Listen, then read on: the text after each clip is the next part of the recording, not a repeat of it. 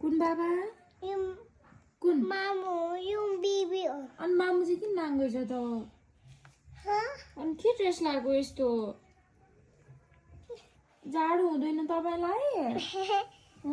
साको राख्नु नि हो र कृष्णको दही अनि हेर्दैछिन है तल छ नि दही अब यसले किन ड्रेस नलाएको त किसाको ताको दही दही पनि छ तल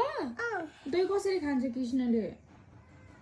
चाटेर खान्छ नि खानुहुन्छ भनौँ न हुन्छ चाटेर चाटेर खानुहुन्छ हुन्छ नि गुड अनि यो आमा चाहिँ किन नाङ्गै राखेको जाडो भयो जाडो भयो नि बाबा त्यसलाई होइन आमै दुख्यो हो र आमा र नानी के गर्दैछ आमै मा गर्नुभएको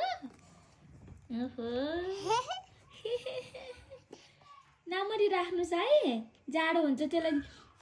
लुगा लगाइदिनु पर्छ है लुगा त तल छ नि हुन्छ अब तल गएर लगाइदिउँला नि अहिले हस् ओके ओके